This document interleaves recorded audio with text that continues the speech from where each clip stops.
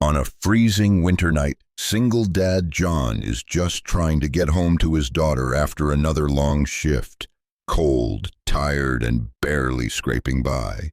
But when he sees a shivering woman stranded by the roadside with no coat, no phone, and nowhere to go, his instincts kick in. He offers her warmth, safety, and a place to rest, never expecting anything in return. The next morning, she's gone, until he walks into work and sees her again, standing at the front of the room, introducing herself as the new boss of his construction firm. What begins as an awkward twist of fate slowly turns into something deeper. Grace, the mystery woman, isn't who she seemed, but neither is John. Behind their guarded exteriors are two people quietly drowning in loneliness and responsibility. As their lives continue to intertwine through illness, secrets, and small acts of kindness, they discover that sometimes the person you least expect can become your greatest support.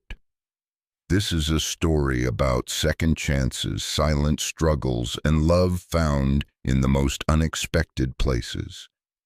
Single dad helps shivering woman by the road. She turns out to be his boss. Is a heartfelt journey that reminds us one small act of compassion can change everything. The heater in John's old pickup truck groaned as it fought to keep the cold at bay. Snowflakes slapped against the windshield like icy fingers, and the wipers squeaked in protest with every pass. It was past 10 p.m., and the storm had gotten worse since he'd left his second job.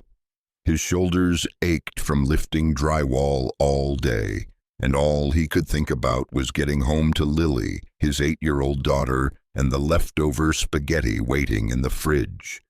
The road was quiet, too quiet. Most people had the good sense to stay off the highway during a snowstorm, especially in this part of town where streetlights were few and far between. John's eyes squinted through the flurry when a flash of motion caught his attention. A figure stood just ahead, barely visible through the swirling snow. As he got closer, his headlights revealed a woman standing alone on the shoulder, hugging herself tightly. She wore a thin coat that looked better suited for a chilly fall morning than a freezing winter night. Her head was down, hair matted with snow, and she didn't wave or move. She just stood there, trembling. John slowed down, then stopped, the tires crunching over the icy slush. He rolled down his window a few inches, and a blast of cold air rushed in. "Hey," he called out, "you okay?" The woman flinched, then looked up. Her eyes were wide and filled with fear and relief. "My car died," she said, her voice barely audible over the wind. "I've been trying to get a signal, but my phone's dead too." John glanced in the rearview mirror. No cars behind him, no one else in sight. He could just keep driving. He had a daughter to think about. He didn't know this woman, but he couldn't. He sighed and put the truck in park. "Get in," he said, pushing the door open. "You'll freeze out here." She hesitated, eyes narrowing with hesitation, but the wind howled again and seemed to make the decision for her. She climbed in quickly, shutting the door behind her. "Thank you," she murmured, rubbing her hands together. Her fingers were red and stiff, and her teeth chattered uncontrollably. John shrugged off his coat and handed it to her. "Put this on. You're shaking like a leaf." "I don't want to." "Just take it," he insisted. She slipped it on, clearly grateful but still reserved. John turned the heater up and started driving.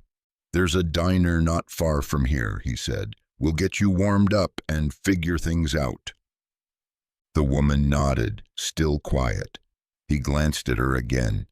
Something about her seemed off, not in a dangerous way, just out of place. Her clothes were nice, even if impractical for the weather. Expensive boots, designer purse, a gold bracelet peeking from under the sleeve. He didn't press.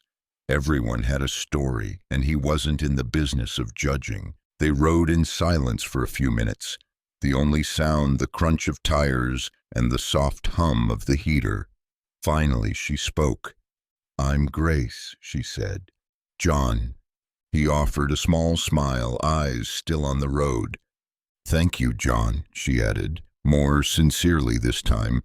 "I didn't know what I was going to do." "You're lucky I came by," he replied. "This stretch of road doesn't see much traffic at night, especially during a storm." Grace nodded, pulling his coat tighter around her. "Yeah, lucky." The word hung in the air like a question. John didn't ask where she was headed, why she was out in this weather, or how her phone died. He figured if she wanted to tell him, she would. They pulled into the glowing neon of a 24-hour diner, its windows fogged with warmth, and the smell of coffee and fried food wafting into the truck. He parked and turned to her. "Come on," he said. "Let's get you something hot to eat." She gave him a look, curious, almost like she was trying to figure him out. Then she nodded. As they stepped inside and the warmth hit their faces, John couldn't shake the feeling that this wasn't the last time he'd see Grace. He didn't know who she was or why fate had tossed her into his path tonight. But something told him this night would change more than just the course of an evening. It might just change the course of his life. The diner was a sanctuary of warmth and light, a stark contrast to the frozen chaos outside. John held the door open as Grace stepped in ahead of him, the scent of bacon grease and strong coffee wrapping around them like a blanket. A few truckers sat hunched over plates of eggs and hash browns, barely glancing up. The waitress, a stout woman with tired eyes and a kind smile, waved them to a booth near the back. John slid into one side of the booth, and Grace sat opposite him, still clutching his coat around her shoulders. Her fingers curled around the coffee mug the waitress set down in front of her, trembling slightly. "You warm enough?" he asked. She nodded. "Better, yeah. Thanks for stopping. Most people wouldn't have." John shrugged. "Most people aren't single parents driving home in a truck held together by duct tape and prayers. We know what it's like to be stuck."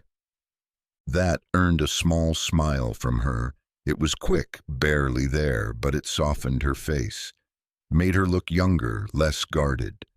The waitress returned with menus, but John waved her off. "We'll take 2 bowls of soup and some grilled cheese." Grace blinked. "You didn't even ask what I wanted. Trust me, best combo they've got, and you look like you need hot and simple." She chuckled under her breath. "You're not wrong." As they waited for the food, the silence stretched between them again. John studied her. She kept her eyes on the table, hands still shaking slightly, though color was returning to her cheeks.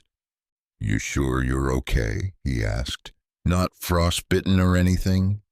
"I'm fine, just overwhelmed." She glanced up, then away. "It's been a long day." He didn't push. Instead, he stirred sugar into his coffee. "So what were you doing out there anyway?" She hesitated, lips parting, then closing. "Bad judgment. Got on the road too late. My GPS took me on some shortcut. My car died about a mile back."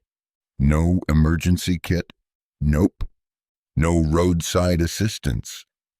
"I canceled it last month. Figured I wouldn't need it." John whistled low. "Rough gamble." "Tell me about it," she muttered. The food arrived, mercifully hot and rich-smelling. Grace dug in quickly like she hadn't eaten all day.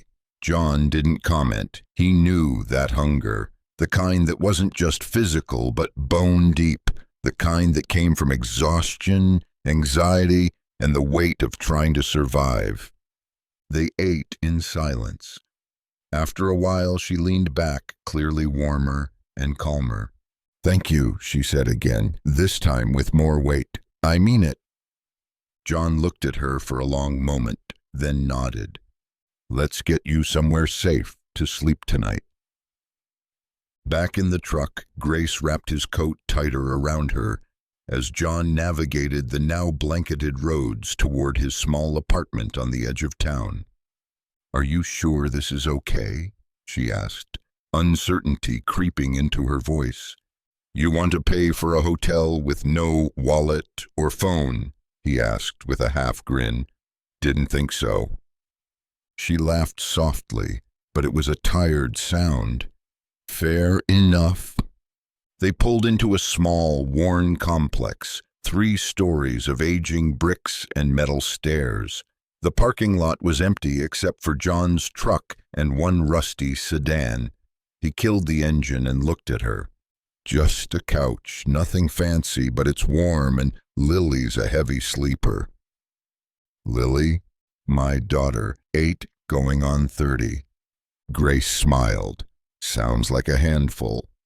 "You have no idea." Inside, the apartment was modest but tidy. Toys stacked neatly in a corner, a few kids' drawings taped to the wall, and the scent of lavender air freshener hanging in the air. Grace stepped in slowly, looking around like she was entering a different world. John gestured to the couch.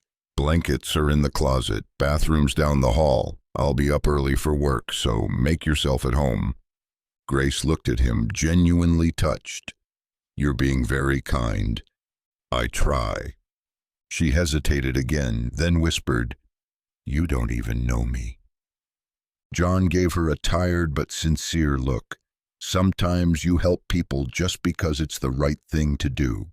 She didn't argue. That night, John checked on Lily, kissed her forehead, and crawled into bed, wondering what he'd just invited into his life, and why it didn't feel like a mistake. The morning came too soon.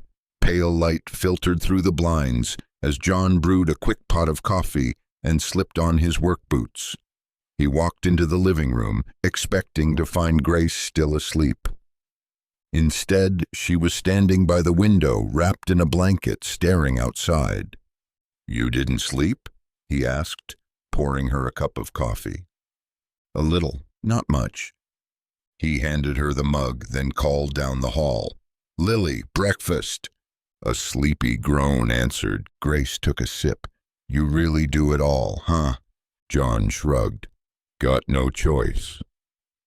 Moments later, Lily shuffled in with a stuffed unicorn under her arm. She stopped cold when she saw Grace. "Who's that?" John crouched beside her. "This is Miss Grace. She needed some help last night." Lily eyed her suspiciously. "She's wearing your coat." Grace smiled, kneeling down. "Your dad was nice enough to share. Don't worry, I'll give it back." Lily's suspicion melted. "Okay, we're having cereal."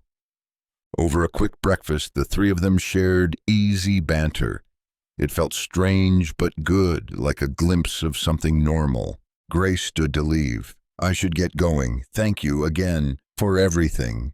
John nodded, but something in her eyes made him pause. "Will I see you again?" She hesitated. Probably not. But fate, as always, had other plans. John stared at the empty couch. Grace was gone. His coat lay folded neatly on the cushion, a small sticky note on top. It read, "Thank you for more than the warmth. Grace." He rubbed the back of his neck, puzzled by the hollow feeling that settled in his chest. He had no idea where she went or who she really was. Maybe she didn't want to be found. Maybe she had secrets she wasn't ready to share. Fair enough, he had his own. Still, he couldn't deny the strange connection they'd shared in that short night. "Where'd the lady go?" Lily's small voice cut through his thoughts. He turned. She stood in the hallway, hair tangled, rubbing her eyes with the back of her hand. "She had to leave early," John said softly. "Probably had somewhere important to be." Lily frowned. "I liked her." "Me too," John admitted. They went through their morning routine, Cereal, teeth brushed, lunch packed for school, but something felt different. It wasn't just that Grace had left. It was that she'd appeared at all, like a brief snowstorm, unexpected, disruptive, and oddly beautiful. John dropped Lily off at school, kissed her forehead, and promised to pick her up by 4. Then he headed to the job site. The construction crew was already buzzing when he arrived. The foreman, Dave, waved him over. "Boss is doing a surprise site visit today," Dave said. "New regional manager, some bigwig from corporate." John groaned. Perfect timing. He threw himself into work, trying to shake the restless energy gnawing at him. But by mid-morning it was impossible to ignore the sudden tension in the air. People straightened their backs, checked their gear, started working just a little faster. John looked up and froze. Grace was walking across the site, flanked by 2 assistants, clipboard in hand, dressed in a sharp black coat and boots that still somehow had dust from last night. He stared, stunned. She didn't even glance his way. Was this a dream? She walked past him, eyes scanning the scaffolding, making notes. Her expression was unreadable, composed, authoritative, distant. Nothing like the woman who sat across from him over grilled cheese and soup just hours ago. John stayed quiet through most of the day. He didn't know what to think. Part of him was angry. Had she lied to him, played him? But another part, the louder part, knew that wasn't it. She hadn't told him who she was because she hadn't expected to be found. She hadn't expected kindness. Maybe she didn't want him to look at her like the boss. Maybe she just wanted to be Grace. After lunch, she finally approached him, alone. He stood near a pile of lumber, arms crossed, jaw tight. She stopped a few feet away. "Hey," she said simply. He arched a brow. "So, regional manager, huh?" She sighed. "Yeah, I should have told you. I just didn't think that you'd run into me again." She didn't answer, and that was answer enough. "I wasn't trying to deceive you," she said quietly. "I was having a really bad day. Everything had gone wrong. I just wanted to disappear for a few hours. That shortcut turned into a mess, and I ended up stranded. When you stopped, I didn't even think you'd believe me if I said who I was." John looked away, unsure what to say. This woman, this boss, had eaten in his home, talked to his daughter, slept under his roof. It felt intimate, now suddenly formal. "I wasn't trying to get special treatment," she added. "You didn't," he replied. "You got grilled cheese and couch cushions." That made her smile just faintly. "I meant it when I thanked you," she said. "You were the first person in a long time who helped me without wanting something in return." John softened, just a little. "I wasn't expecting to see you here, that's all. Can we keep what happened between us for now?" He nodded slowly. "Sure, but it's going to be hard to pretend you're just some manager when my kid wants to know if you're coming back for pancakes." Grace smiled more genuinely this time. "Well, she's got good taste." As she turned and walked away, clipboard back in hand, John found himself wondering if their paths had crossed by accident, or if something bigger was at play. Either way, the storm wasn't over. It had just begun. For the next 2 weeks, John and Grace danced around each other like two people standing on opposite sides of a line they weren't sure they were allowed to cross. At the construction site, she was all business. Clipboard in hand, safety vest zipped up, voice clear and firm as she gave direction. She treated everyone with respect, but kept things professional, controlled. And when she spoke to John, it was with the same distance she used with the others, maybe even more so. John didn't mind. At least that's what he told himself. Still, he caught her glancing his way sometimes in those quiet, in-between moments. And he couldn't lie. He glanced too. The rest of the crew noticed. They weren't blind. "You and the new boss got a thing?" one of the guys joked during lunch break. John snorted, shaking his head. "We shared a conversation, that's about it." "Uh-huh," the guy said, raising his brows. "Right, just saying, she seems real interested in your work." "Because I actually do my job," John replied, more curt than he intended. The teasing stopped after that, but the whispers didn't. Back home, Lily asked about Grace more than once. "Is she coming back?" "Probably not, kiddo. She was just passing through." "But she liked my unicorn drawing," Lily insisted, "and she smiled when we had pancakes." John smiled sadly. "I remember." He wanted to say more, wanted to explain that sometimes people come into your life like lightning, bright, sudden, and gone just as fast. But how do you tell that to a kid who still believes in happy endings? At work, John kept his head down and focused. Every beam, every bolt, every measurement, it was easier to bury his thoughts in steel and sawdust.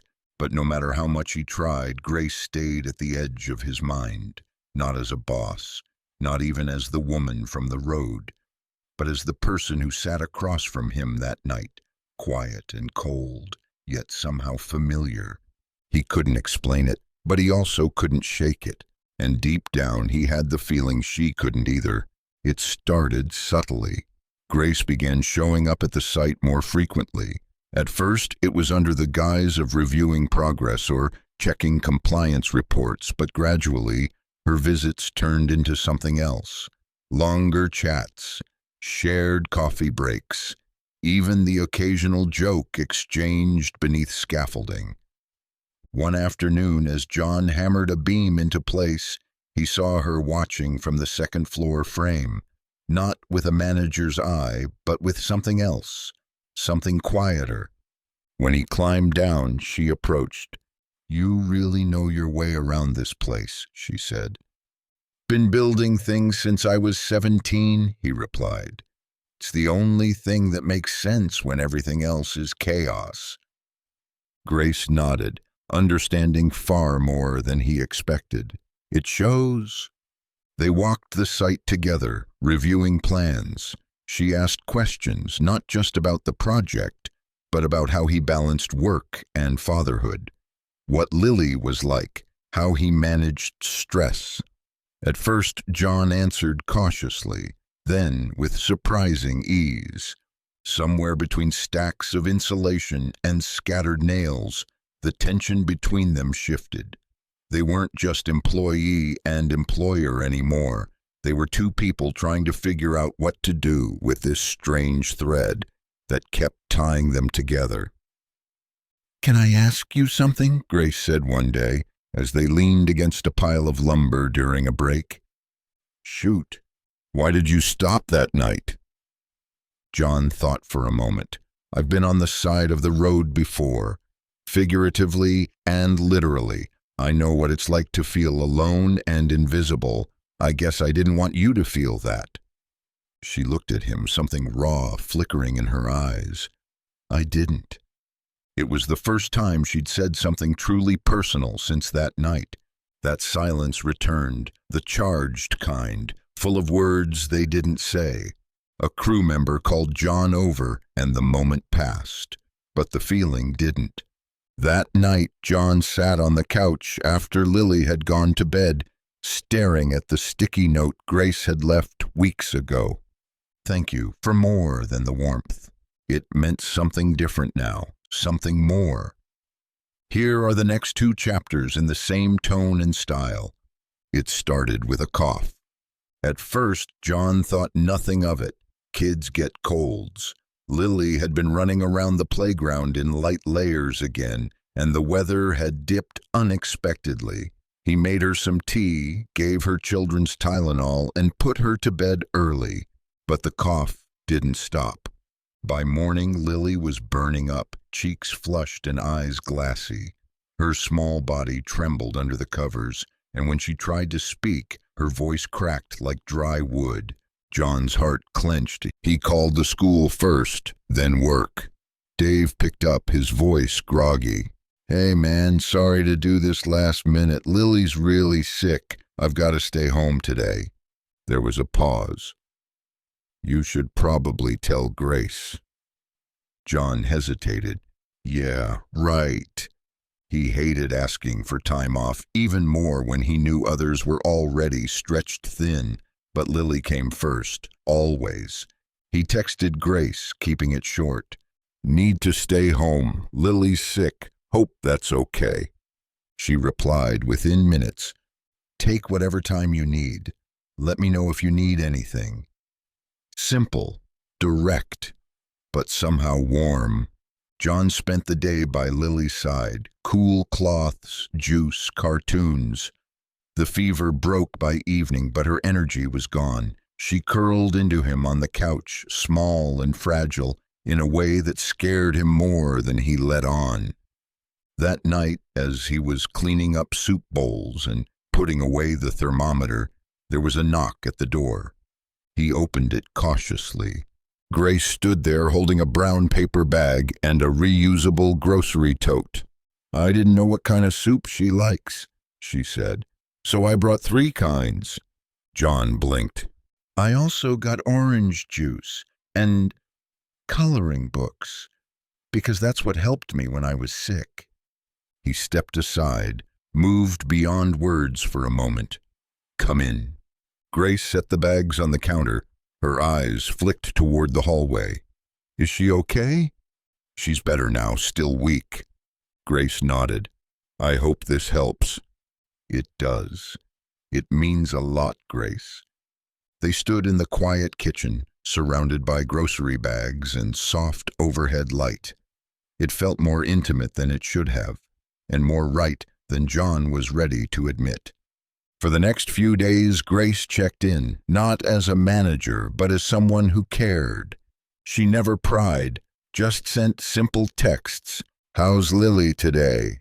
Did she like the puzzles? Need more soup?" Each message made John's day a little lighter. It wasn't just the help. It was knowing someone was there, watching, thinking about them. Lily recovered quickly. By the end of the week, she was back to her talkative self, painting glitter all over the kitchen table and declaring everything gross except peanut butter toast.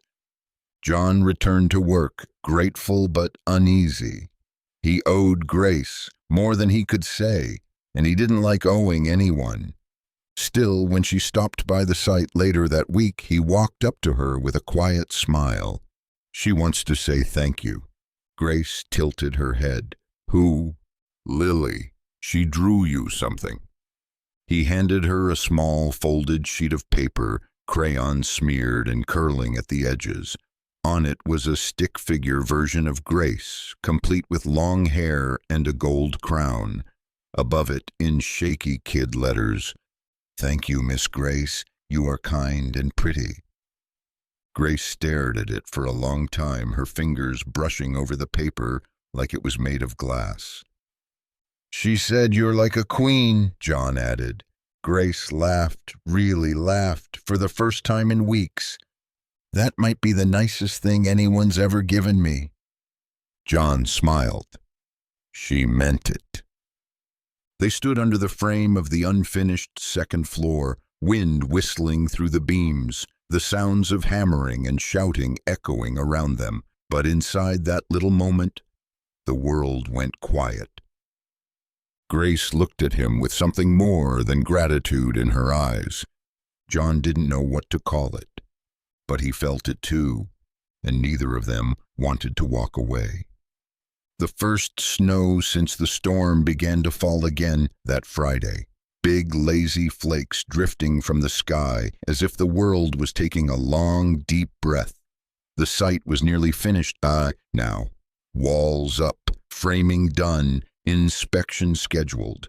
John stayed late to help tidy up. Grace arrived just as he was sweeping out one of the upper rooms. "You always stay this late?" she asked from the doorway. "Only when it's quiet." he said, leaning on the broom. Kind of peaceful when it's just wood and wind. She smiled and stepped inside, arms crossed over her chest. I wanted to talk, not about work. John set the broom aside. Okay. They walked outside together down the gravel path behind the site. The snow crunched beneath their boots as the sky darkened, and the silence between them wasn't awkward. It was familiar now, comfortable. I lied that night, Grace said finally, when I said I had a bad day. John looked over. Yeah, I figured there was more. She inhaled deeply. I wasn't just lost. I'd walked out of a boardroom where I was being torn apart by men twice my age. I was told I was too young, too emotional, too female to lead this region. I left, got in my car, drove until I couldn't think anymore. John nodded. And your car died. Yep, right on cue. They paused at a ridge overlooking the town. Lights sparkled below. Snowflakes kissed their coats. I didn't expect anyone to stop, she continued. I didn't expect kindness or grilled cheese or your daughter. John turned to her. You didn't have to explain, Grace, but I'm glad you did. She met his eyes. I just wanted you to know who I was. Not the job, not the title, just me. I think I figured that out when you showed up with coloring books and soup. She laughed quietly, then fell into silence again. This time he reached for her hand. She didn't pull away. I like this version of you, he said softly. Her hand squeezed his. I like this version of us, she replied. The following week, John invited Grace over for dinner. No blizzards, no emergencies, just a normal, cozy evening. Lily was thrilled. She's really coming over? She asked, bouncing in place. John grinned. Yep, so don't make her wear glitter like last time. Lily made no promises. Grace arrived with a pie she claimed was homemade. John pretended to believe her, and Lily gave her a grand tour of their small apartment, pointing out the unicorn shelf and her art gallery on the fridge. Dinner was warm and easy. Laughter came naturally. John watched Grace and Lily bond over favorite movies and cereal preferences, and he couldn't help thinking how right it all felt. After Lily went to bed, Grace and John sat on the couch, quiet and close. A soft jazz record spun in the background, one of John's old favorites. I haven't felt this relaxed in months, Grace murmured, sipping tea. Welcome to the working class magic, he teased. She nudged his arm. You and Lily have something special here. It's simple, but real. He nodded. That's all I've ever wanted for her. Stability, love, something that doesn't fall apart when things get hard. Grace looked at him for a long moment. You've given her that. He turned to her. You've helped more than you know. She leaned in, slowly, deliberately. He met her halfway. The kiss was gentle, unhurried, not rushed, not impulsive. Just two people finally stepping into the space that had been waiting for them all along. When they pulled apart, John smiled. She asked me last week if you were going to be her new mom. Grace blinked. What did you say? I said I didn't know. And now? He reached for her hand again. Now I'd say, maybe we just take it one snowstorm at a time. Spring came early that year. The final inspection passed with flying colors. John was promoted to site manager, a role he'd worked toward for years. It came with better hours, better pay, and more time with Lily. Grace handed him the offer letter herself. This isn't charity, she said, watching his eyes scan the numbers. I know, he said, voice steady. I earned it. Yes, you did. Their relationship became the quiet talk of the company, but no one dared question it. Grace and John kept things professional on site, but off hours told a different story. Weekend dinners turned into family game nights, park visits, movie marathons, small, joyful routines stitched together a new life. One evening, as they sat on a park bench watching Lily chase butterflies, Grace turned to him. "You ever think about what might have happened if you hadn't stopped that night?" John nodded. "All the time. And I wouldn't have known what I was missing." Grace leaned against his shoulder. "Neither would I." As the sun dipped below the trees and Lily's laughter rang out in the distance, John reached for Grace's hand again. This time he didn't let go, and this time neither did she.